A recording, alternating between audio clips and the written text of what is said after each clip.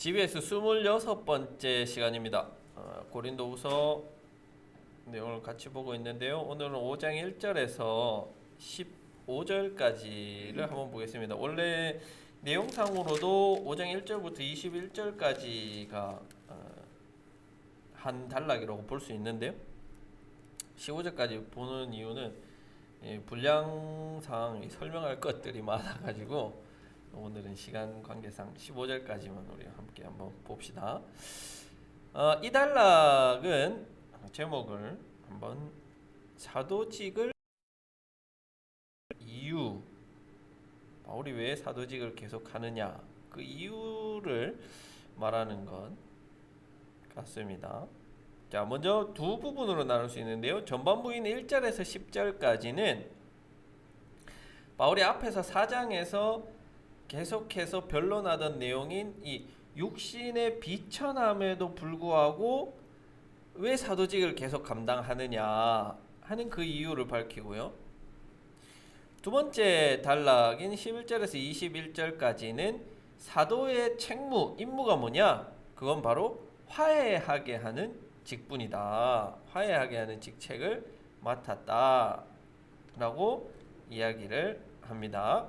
자, 먼저 첫 번째 전반부 한번 봅시다. 1절에서 10절 새 장막을 입고자 하는 소망이라고 한번 제목을 잡아봤습니다.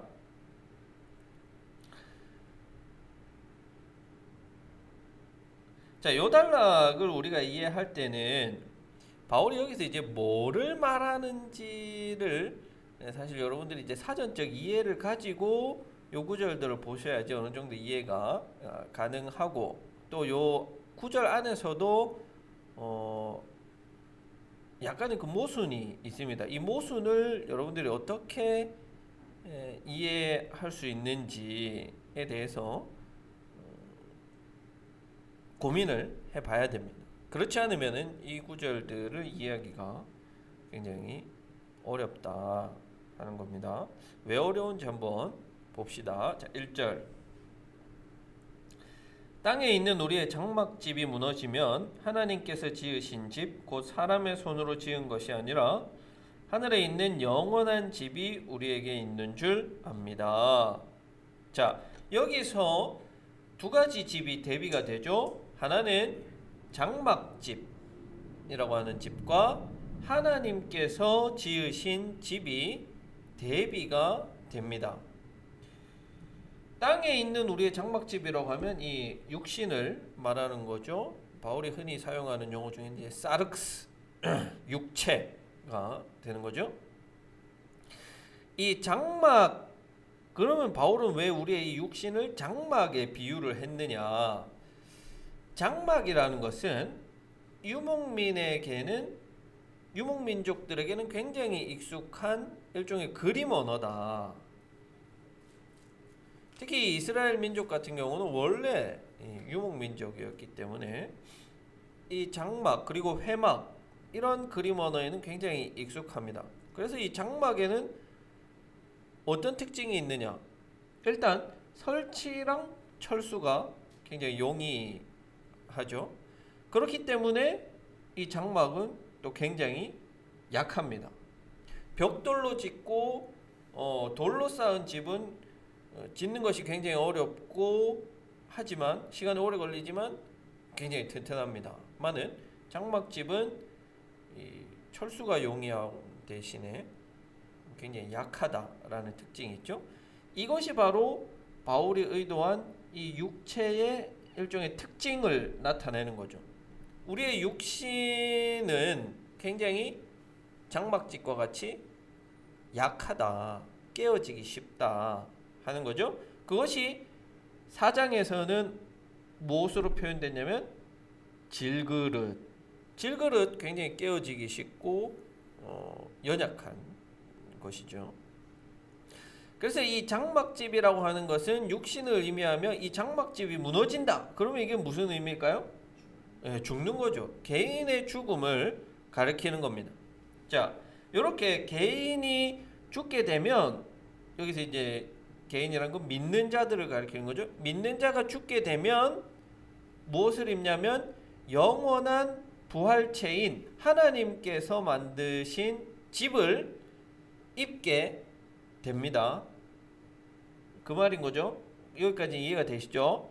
그런데 문제가 되는 게 뭐냐면 이 1절엔 나오지 않지만 전체적인 내용상 바울이 염두에 두고 말하는 게 뭐냐면 우리가 죽으면 이 장막집을 벗어나는 거예요. 그렇죠? 벗는 거예요. 그리고 부활체를 다시 입게 돼요. 그런데 그게 우리가 이 장막집을 벗는 순간 부활체를 다시 입느냐? 그건 아니에요. 그렇죠? 언제 입느냐 하면 예수님께서 다시 오셔서 심판하시고 거기에 따라서 우리가 부활체를 입게 되는 거예요. 재림의 때까지.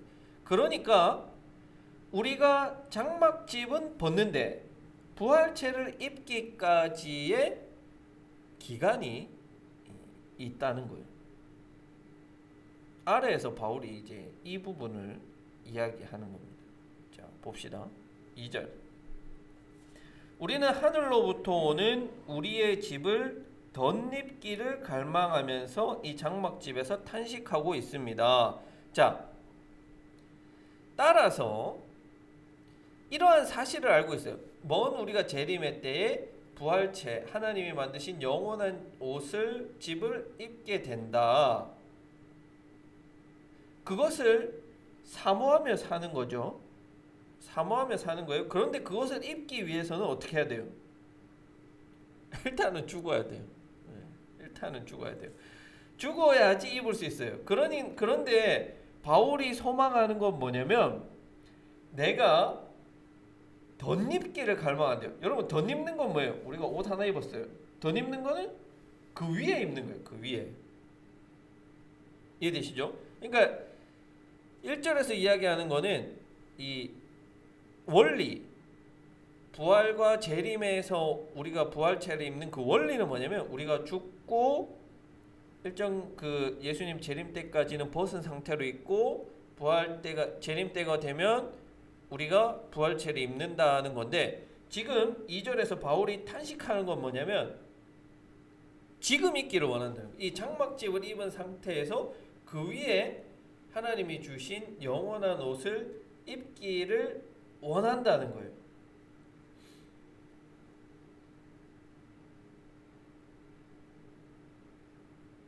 이건 뭐를 바울은 원한다는 거냐면 이 중간기가 없기를 바란다는 거예요. 그렇죠?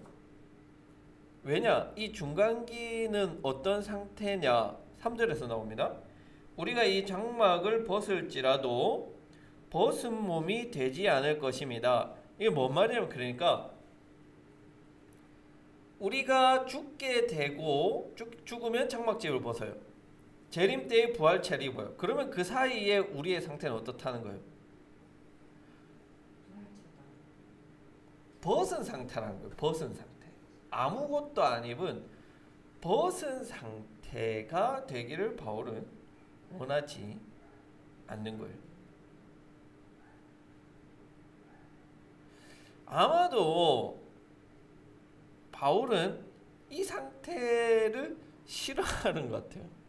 정확히 왜 싫은지, 그러니까 벗었다는 것이 어떤 의미에서 바울에게 싫은 것인지는 우리가 이 본문을 통해서는 알 수는 없어요. 뭐 학자들도 여러 가지 추측은 합니다만 정확하게 해설을 할 수는 없어요. 다만 이제 유대교적인 어떤 율법적인 차원에서 이게 벗어 있다는 것은 굉장히 뭐 수치스러운 거다. 뭐 이 정도로는 해석을 하는데 명확한 뭐 크게 제가 이렇게 봐서도 뭐 크게 와닿는 설명은 아니에요. 그런데 어쨌든 바울은 지금 이렇게 죽어서 벗어 있는 상태는 원하지 않는 거예요. 그래서 3절이 우리 세번역으로 보면 사실 이해가 쉽지는 않은데 현대인의 성경에 이렇게 되어 있습니다. 우리가 그 몸을 입게 되면 벗은 자가 되지 않을 것입니다. 그러니까 벗은 자의 상태가 있고 그 다음에 부활체를 입게 된다라는 것을 바울이 계속 이야기하는 거예요. 자, 4절. 우리는 이 장막에서 살면서 무거운 짐에 눌려 탄식하고 있습니다. 우리는 이 장막을 벗어버리기를 바라는 것이 아니라 그 위에 덧입기를 바랍니다.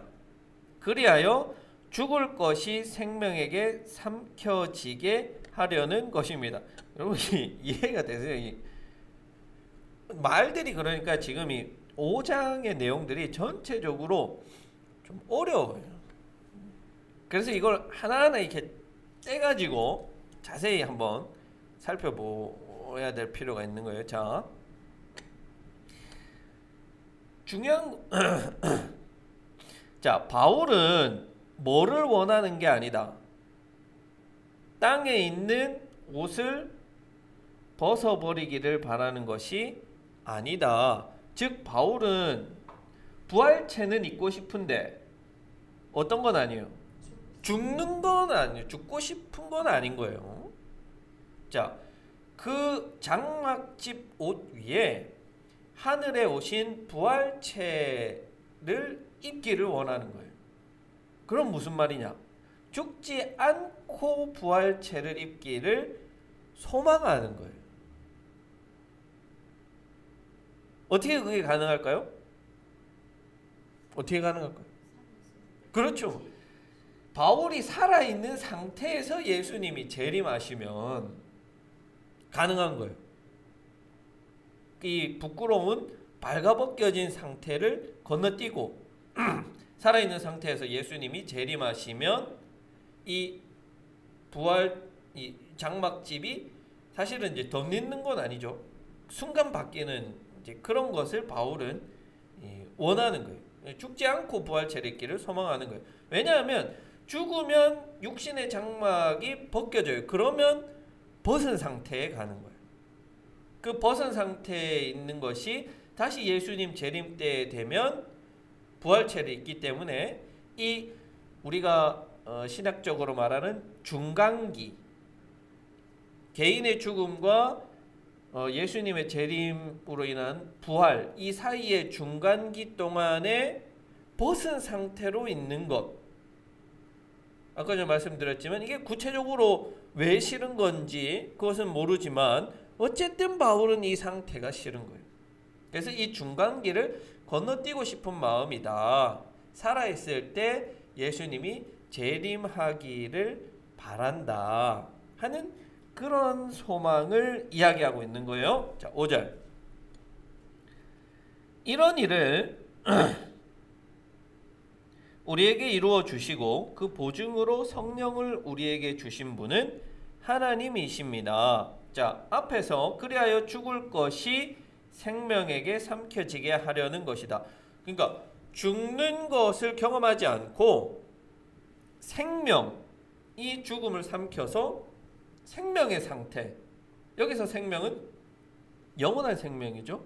부활 이후에 오는 그 영원한 생명을 누리고 싶다는 소망을 말하는 거예요. 이처럼 영원한 생명이 죽음을 이기는 것에 대한 확신이 있는데 그 근거는 뭐냐면 믿는 자들에게 주어지는 보증이라는 거예요. 그렇죠? 이 보증에는 여러분 보증에는 뭐가 필요해요? 우리가 일반적으로 보증에는 뭐가 필요합니까? 보증하려면 담보물이 있어야 되잖아요. 담보물이. 그렇죠? 그러면 그 보증의 담보물이 뭐냐? 성령이라는 거예요. 성령. 보증이라는 말은 이 헬라어 아르라본이라는 말인데요. 이거는 이제 이 헬라 시대의 어떤 의미냐면 장차 최종적으로 대금을 모두 지불하겠다는 것을 보증하는 계약금을 말하는 거예요. 계약금. 그러니까 지금 최종적으로 돈이 다 지불이 된 건 아니에요. 그렇죠? 그런데 그렇게 하겠다는 계약금을 우리 그리스도인들은 가지고 있는 거야. 그게 뭐예요? 네, 성령이라는 거예요. 성령이 바로 이 계약의 담보물이에요. 계약금이에요. 그래서 이 계약금을 가지고 있는 사람은 마지막에 하나님이 모든 돈을 다 지불하실 때 계약금을 가지고 있는 사람은 그 돈을 다 받을 수 있는 거죠. 그렇죠? 성령을 가지고 있는 사람은. 그래서 예수를 죽음에서 살리신 이 구원의 능력이 담보물을 가지고 있는, 계약금을 가지고 있는 믿는 자들에게도 작용을 하기 때문에 바울은 확신이 있는 거예요. 영생을 가지고 있다는 확신이 있는 거예요. 성령을 통해서. 6절. 그러므로 우리는 언제나 마음이 든든합니다. 우리가 육체의 몸을 입고 살고 있는 동안에는 주님에게서 떠나 살고 있음을 압니다. 이 구절이 굉장히 오해하기 좋은 구절이에요. 자, 바울이나 믿는 자들은 절망할 수 있어요, 없어요? 절망할 수 있어요? 절망할 수 없죠, 여러분. 계약금을 가지고 있는데 이거 장차 하나님께서 다 갚아 주시겠다는 우리가 담보물인 성령을 가지고 계신데 왜 우리가 낙심하고 좌절하고 절망할 수 있어요? 그럴 수가 없는 거예요. 절망은 믿는 자들에게는 경험할 수 없는 일이에요.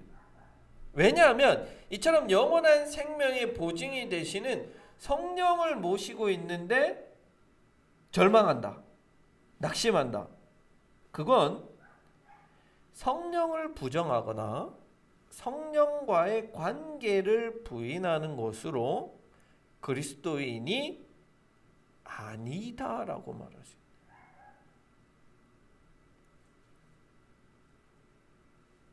그런데 반전이 일어나요. 우리가 육체의 몸을 입고 있는 동안에는 주님에게서 떠나 살고 있습니다. 여러분, 떠나 산다는 건 뭐예요? 분리되어 있다는 거죠. 그렇죠? 그러면은 이거는 앞에서 계속해서 이야기한 거랑 반대되는 내용이에요. 우리가 이 장막집에 거하는 이상은 우리가 주님과 온전한 연합의 관계에 있는 것은 아니죠. 그럴 수가 없어요. 우리는 100% 온전한 연합을 할 수가 없어요. 그렇게 되면 100% 온전한 연합에 들어가게 된다? 그러면 그 사람은 제2의 예수님이 되는 거예요.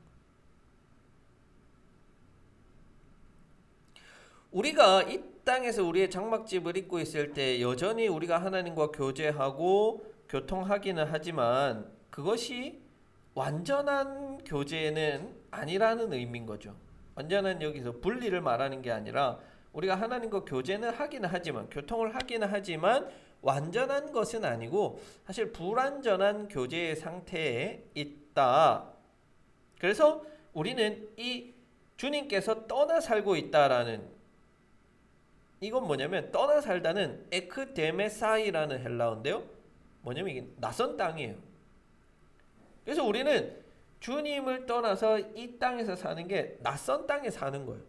여러분, 낯선 땅에 간다는 건 순례의 길을 간다. 순례의 길. 이 땅에서의 우리의 삶은 순례의 길을 우리가 살고 있다. 7절. 이 7절은 6절을 설명하는 내용이에요. 뭐를 설명하느냐? 이게 분명히 오해가 있을 수 있단 말이에요. 주님과 떠나 산다. 그러면 주님과 상관없이 산다는 말인가? 보충 설명하는 거예요. 7절. 우리는 믿음으로 살아가지 보는 것으로 살아가지 아니합니다. 주님을 떠나 살기는 살아요. 우리가 장막집을 입고 살아가기 때문에. 근데 이게 관계의 단절로 오해할 수 있는 말이에요. 그렇기 때문에 보충 설명하는데, 이 땅에서의 삶에서 주님이 보이지 않아요. 만져지지 않아요. 그것을 사람들이 부재하시다라고, 주님이 없다, 이렇게 사람들이 이야기하죠. 누가? 예수 믿지 않는 사람들이. 신이 어디 있냐? 안 보이는 거 안 믿는다, 이렇게 이야기하는데, 부재가 아니라 보이지 않는 것이죠.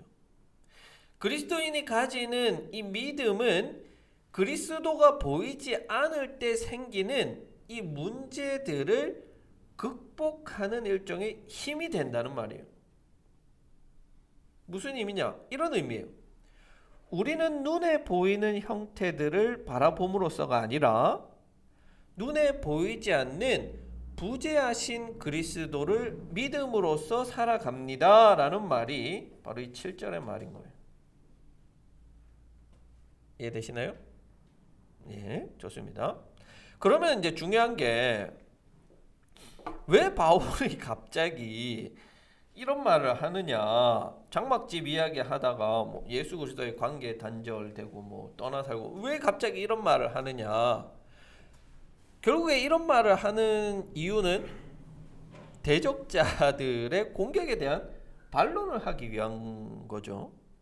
그래서 바울의 대적자들은 무엇에 그 소망을 두고 토대를 두느냐 하면 황홀경 상태에서 경험하는 그 환상을 보는 것, 그것의 소망에 토대를 두고 믿음의 근본을 뒀던 거예요.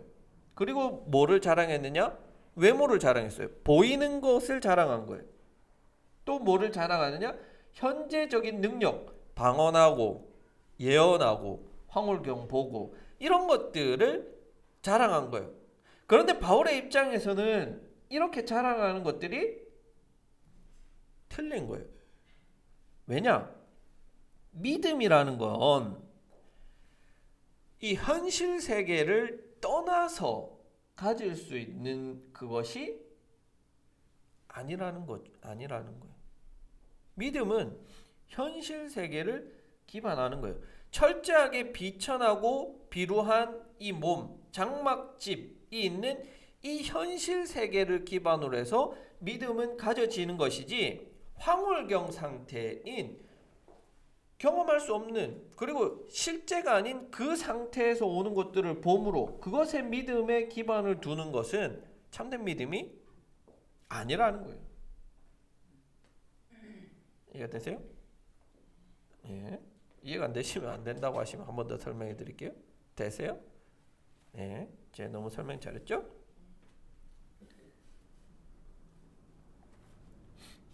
자, 그래서 바울은 이런 이야기를 하는 겁니다. 대적자들은 눈에 보이는 것. 근데 여기서 눈에 보이는 것은 외형적인 것이고 또 눈에 보이지 않지만 눈에서 본 것. 황홀경 상태에서 보는 환상. 이것에 믿음의 근거를 두는데 바울에게 믿음의 근거는 이 비루한 육체가 살아가고 있는 현실에 믿음의 근거를 두고 있다는 거예요. 8절. 자, 우리는 마음이 든든합니다. 다시 한 번 더 6절에서 우리는 언제나 마음이 든든합니다. 8절에서 우리는 마음이 든든합니다. 라고 이야기를 하죠. 병행되는 거죠. 자, 우리는 차라리 몸을 떠나서 주님과 함께 살기를 바랍니다. 여러분, 이게 모순이라는 거예요. 뭐가 모순이에요? 몸을 떠난다는 거는 죽는다는 건데 앞에서 뭐라고 그랬어요? 죽는 것을 원하지 않았잖아요. 죽기를 바라지 않았어요. 근데 8절에서는 몸을 떠나기를 원한대요. 자, 이렇게 한번 해설해 봅시다. 그리스도인은 몸에 거하든지 떠나든지 당당해요. 담대해요. 자신 있어요. 왜냐하면 몸에 거할 때는 하나님이 보증하는 보증수표, 담보물, 계약금을 가지고 있기 때문에 담대하고 몸을 떠나서는 주님과 함께 온전하게 연합할 수 있기 때문에 담대해요. 그런데 바울은 어디에 더 큰 소망을 두냐면 후자. 떠나서 주님과 온전히 연합하는데 더 큰 소망을 두는 거예요. 그렇기 때문에 여기서 문제가 생기는 거예요. 자기 모순이 생기는 거예요. 우리는 요 부분, 그러니까 바울이 죽음에 대해서 긍정적으로 보느냐, 그러니까 원하느냐, 아니면 원하지 않느냐, 이걸 양자택일적인 것으로 보면은 모순이라고 할 수 있죠. 많은 바울은 죽음에 대해서 이 두 가지를 다 가지고 있는 거예요. 그러니까 죽기도 원하지만 죽지 않기도 원하는 거예요. 먼저 첫 번째로 바울은 죽음을 피하고 싶어요. 그럼 왜 죽음을 피하고 싶냐? 사도직도 감당해야 돼요. 하나님이 사명으로 주신 것을 완수하기까지 해야 돼요. 사도직도 감당해야 되고 또 뭔 싫냐? 벌거벗겨지는 건 또 싫어요. 한편으로는 죽고 싶어요. 왜? 죽으면 그리스도와 온전한 교제를 누릴 수 있기 때문에. 물론 여기서 이제 죽는다는 게 바울이 그러면 뭐 자살해가지고 뭐 그렇게 하고 싶은 거냐, 적극적인 죽음을 원하는 거냐, 그건 결코 아니에요. 이 당시 헬라 철학자들의 사상은 뭐냐면 이 육신은 이원론적인데 육신은 영혼을 가두는 일종의 감옥이라고 생각했어요. 그래서 죽는 것에 대해서 두려워하지 않고 나아가서는 적극적으로 죽고 싶어하는 사람이 있어요. 왜? 영을 자유롭게 해주기 위해서. 그게 가장 좋은 선한 상태이기 때문에. 바울이 지금 그걸 이야기하느냐? 그건 아닌 거예요. 로마서 14장 8절의 말씀을 우리가 따라서 한번 해석해 보면은 어느 정도 이해가 될 것 같습니다. 여러분들도 잘 아는 말씀인데요. 우리가 살아도 주를 위하여 살고 죽어도 주를 위하여 죽나니 그러므로 사나 죽으나 우리가 주님의 것입니다. 그러니까 살아도 좋고 죽어도 좋고 이해되시죠? 자, 9절 10절. 그러므로 우리가 몸 안에 머물러 있든지 몸을 떠나서 있든지 우리가 바라는 것은 주님을 기쁘게 해드리는 사람이 되는 겁니다. 우리는 모두 그리스도의 심판대 앞에 나타나야 합니다. 그리하여 각 사람은 선한 일이든지 악한 일이든지 몸으로 행한 모든 일에 따라 마땅한 보응을 받아야 합니다. 자, 재림 때에 우리가 살아서 주님을 맞이하든 죽어서 주님을 맞이하든 그건 구원의 사건의 중요한 일이 아니고 다만 중요한 건 뭐냐? 믿는 자들은 언제까지나 주님을 기쁘시게 하는 그 사명을 가지고 있다는 게 중요하다는 거예요. 왜 중요해요 이게?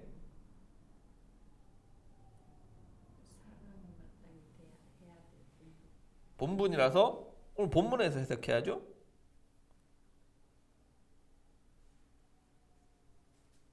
재림의 때 뭐가 있으니까? 심판이 있으니까. 여기 나오잖아요. 심판대 앞에는 서야 되잖아요.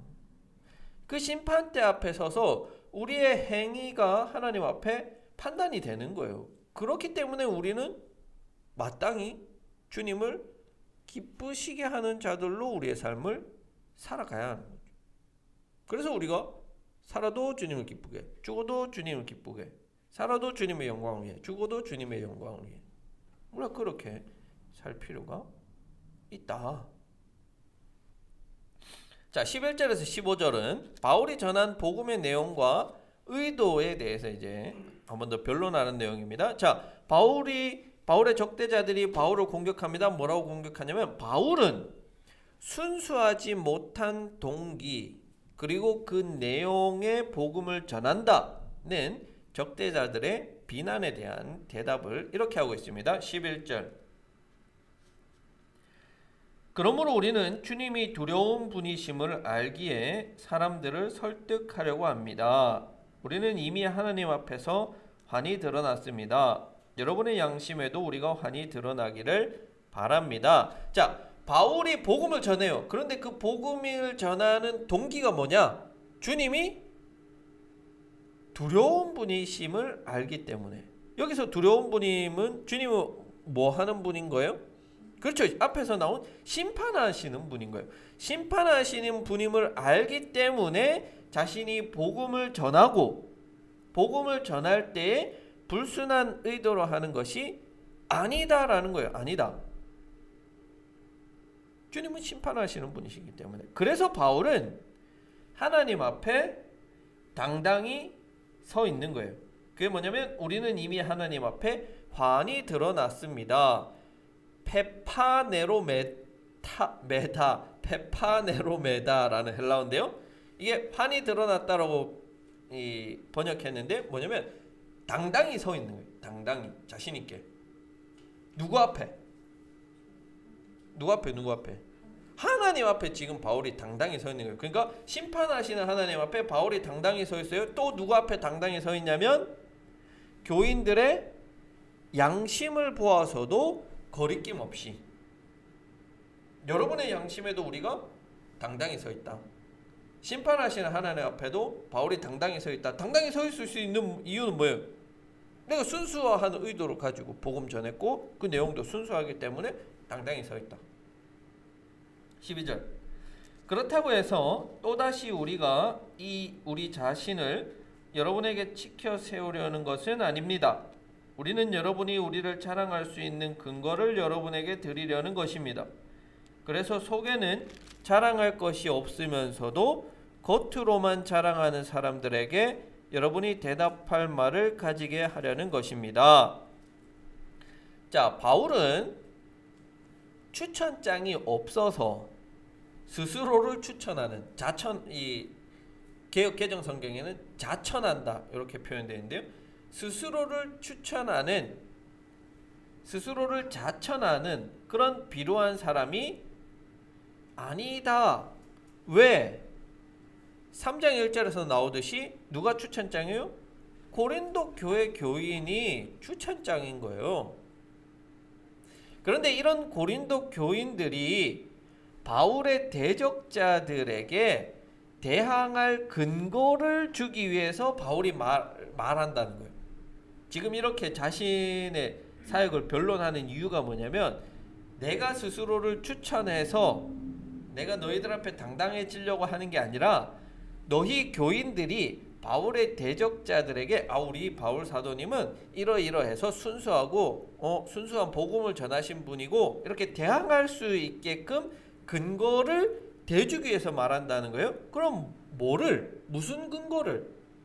바울의 대적자들은 뭐를 자랑하냐면 겉으로만 자랑하는 외모, 보여지는 것. 앞에서 나왔잖아요. 보여지는 것에 근거를. 보여지는 외모에 자랑하지만 이는 바울이 볼 때 뭐가 없느냐? 마음, 내적으로는 자랑할 것이 없기 때문에 외적인 걸 자랑한다.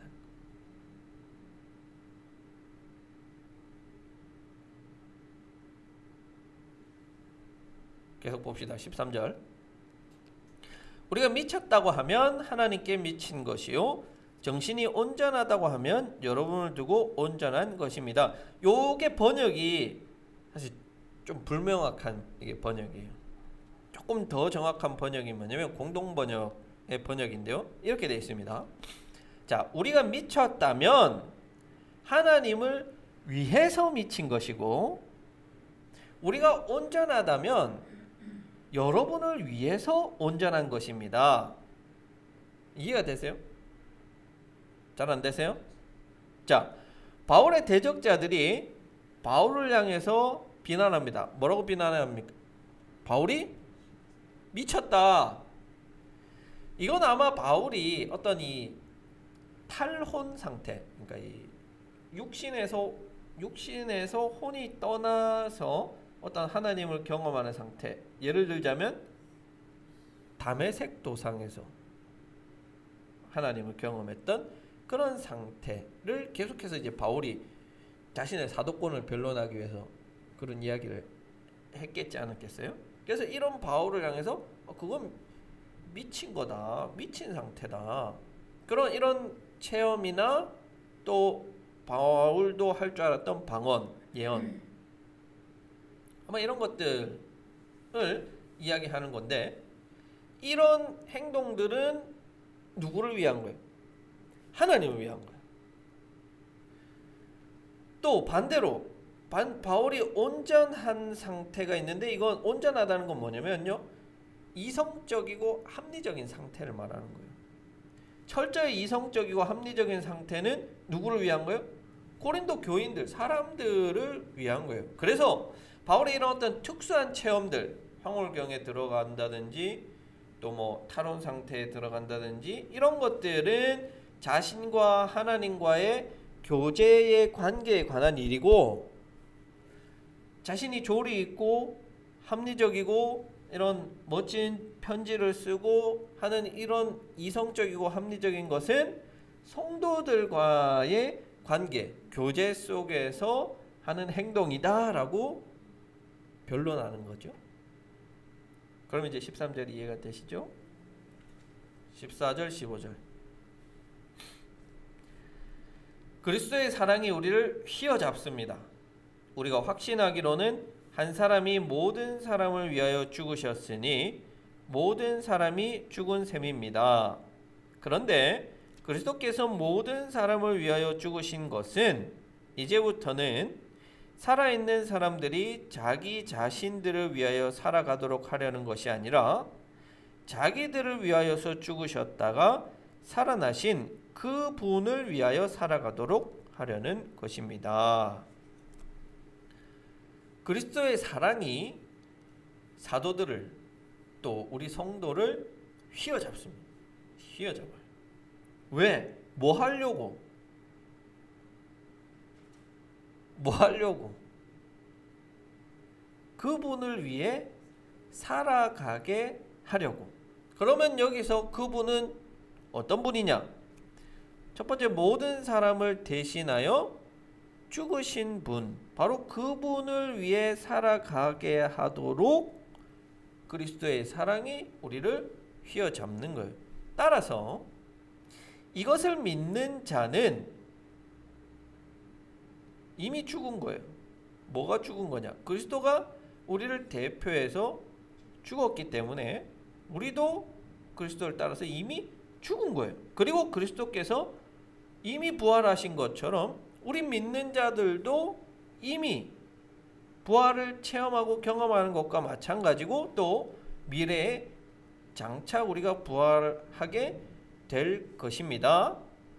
그래서 이렇게 다시 살아남을 이미 경험한 자들은 자기 자신을 위해서 살지 않고 자신을 죽이고 살리신 이를 위해서 사는 거예요. 여기서 바울은 이 그리스도가 그리스도인을 대표하고 대리하고 갱신한다는 것을 그분을 따라 살아가게 됨으로 보여진다고 이야기하는 거예요. 그리스도는 그리스도인을 대표하고, 대표라는 것은 여러분 대표자죠. 그리스도인 무리들의 대표가 되고, 대리라는 것은 한 명 한 명의 대신하는 대리자가 되고, 그리고 우리 그리스도인들을 갱신하는, 죽음과 부활을 통하여서 새로운 사람이 되게 하여서 주님을 따라서, 예수 그리스도를 따라서 살아가게 하시는 분이다. 자, 이 구절을 통해서도 바울은 뭐를 이야기하고 싶어 하냐면 자신의 사역의 순수성을 보여주고 싶은 거예요. 자, 바울은 사도로 인정을 받지 못하고 있어요. 바울은 자신이 사도라는 외적인 증거를 가지고 있지도 못했어요. 그렇죠?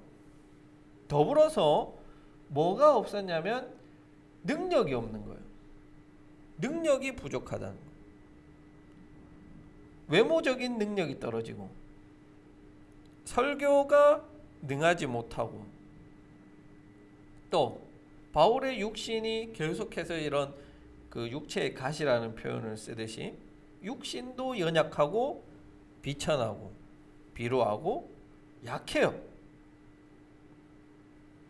하지만 바울은 하나님이 강권하시는 이 그리스도의 사랑의 힘, 휘어잡는 사랑의 힘으로 사도가 되었고, 자신의 연약함 가운데서 주를 위해서 기쁘시게 해드리기 위해서 노력했고, 또 바울은 무엇을 전했냐면 십자가에 달려 죽은 예수 그리스도를 전했어요. 그런데 고린도 전서에서 분명히 이야기했죠. 십자가에 달려 죽으신 예수 그리스도는 하나님의 능력이다. 자, 그래서 하나님의 능력은 예수의 죽음인 십자가 사건에서 드러나는 것처럼 하나님의 능력이 예수 그리스도의 십자가 사건에서 드러나는 것처럼 사도의 참된 능력은 외적으로 보여지고 드러나는 것에 있는 것이 아니라 뭐에 있다? 연약함과 부족함과 비천함과 비루함, 죽음 속에서 하나님의 능력이 드러나게 된다. 즉 자신의 이 비천하고 비루한 현실은 하나님의 역사의 결과라는 거예요. 이 자신의 비천하고 비루한 모습이야말로 하나님의 능력의 표현이다. 자신에 대하여서는 죽고 하나님을 위해서 사는 것, 그것이 사도로서 바울의 모습이다. 그게 나야. 저렇게 바울의 대적자처럼 스스로 외모가 좋고 설교를 잘하고 뛰어나고 능력이 많고 황홀경석에서 뭘 보고 그런 건 바울은 없지만 자신의 이 비천함, 비루함 이 속에 하나님의 능력이 나타나고 드러난다. 그러면 4장에서 말했던 것처럼 비천한 이 몸 속에 드러난 하나님의 능력은 더 고귀하고 질그릇에 담긴 보배처럼 더 멋있어 보이고 더 좋은 곳으로 보이는 것이 아니겠냐라고 이야기하는 거죠. 이해가 되세요? 예, 표정이 굉장히 심란하신데 사실 굉장히 이 해석하기가 어려운 부분이에요. 예, 저도 이 요즘에 아주 고생하고 있습니다. 이 고린도후서 뭐 만만하게 본 건 아니지만 굉장히 풀어보려고 많은 노력을 하고 있는데요. 어려운 부분은 확실하다. 맞다.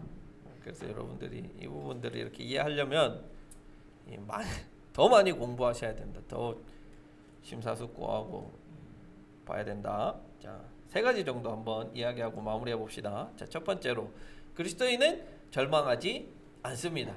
왜? 우리 안에는 담보물이 있어요. 계약금이 있어요. 보증이 있어요. 성령 하나님이시라. 우리에게 영원한 생명이 이미 주어졌다는 이 계약금을 우리는 가지고 있기 때문에 나중에 이 계약금 가지고 하나님한테 협박하면 누구처럼 뭐 하나님 주고 뭐 이게 아니라 하나님 나 이 계약금 가지고 있어요. 네, 이거 잔금 다 치르셔야 돼요.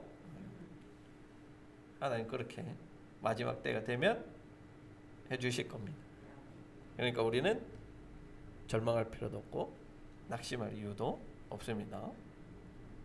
두 번째로 그리스도인은 철저하게 현실주의자다. 그리스도인의 이 믿음은 어디에 기반을 두고 있느냐? 이 비참하고 비루한 현실에 우리의 믿음은 기반을 하고 있다. 어떤 우리가 앞서 한번 설교했죠? 이 산상변모 사건에서 바울이 그 황홀하고 멋지고 도무지 내려가고 싶지 않은 그곳에 머물려고 했던 그것은 뭐랄까요? 우리의 현실의 삶과는 관계가 없는 거예요. 그거는 일종의 한 번의 체험을 통해서 그렇게 하고 다시 갱신되고 나서 우리는 세상 속에 와서 다시 세상 속에서 살아가야 되는 거예요. 그게 우리 그리스도인의 삶의 모습이에요. 그래서 철저하게 우리의 이 믿음이라고 하는 것은 이 현실에 기반을 두고 있는 겁니다. 그래서 어떤이라기보다는요, 사실 한국적 신앙이라는 것은 굉장히 이런 현실 도피적인 신앙적인 측면이 강해요. 특히 우리 한국적 영성의 기도원 영성, 기도원 가가지고 막 주여하고 막 은혜 받았습니다 하고 내려오면 한 3일 가면 없어요. 은혜. 그냥 옛날의 삶이 똑같아. 이게 아닌 거니. 철저하게 우리는 이 현실에 기반을 둔 믿음. 그러나 그럼에도 불구하고 우리는 절망하지 않죠. 이게 진짜 믿음. 찐 믿음. 참된 믿음. 마지막 세 번째는 그러면 우리 참된 소망을 가지고 당당히 살아가는 우리는 누구를 위해 살아야 합니까? 주를 위하여, 그리스도를 위하여 살아갑니다. 주를 기쁘시게 하기 위해서. 그래서 항상 우리가 이것들을 생각하고 염두에 두고 행동할 필요가 있습니다. 주를 기쁘시게 하는 삶. 과연 내가 이 말을 했을 때 상대방이 기쁜가 안 기쁜가도 중요하지만 하나님이 기뻐하시는 말일까? 내가 이 행동을 했을 때 이 행동이 주님이 기뻐하시는 행동일까 아닐까? 우리가 예배 드린다면 예배는 하나님이 기뻐하시는 걸까 아닐까? 기뻐하시는 거기 때문에 우리가 예배 드립니다. 타인을 해하는 것은 주님이 기뻐하시지 않는 거기 때문에 우리가 안 하는 거예요. 법에 저촉이 돼서 우리가 감옥에 가기 때문에 안 한다는 이런 율법적인 차원이 아닌 거죠. 우리는 우리의 삶을 주님이 기뻐하시는가 아닌가로 우리의 행동과 말과 사고를 초점에 맞추고 살아갈 필요가 있다라고 이야기해 볼 수가 있겠습니다. 한 주 동안 그렇게 살아가시기 바랍니다.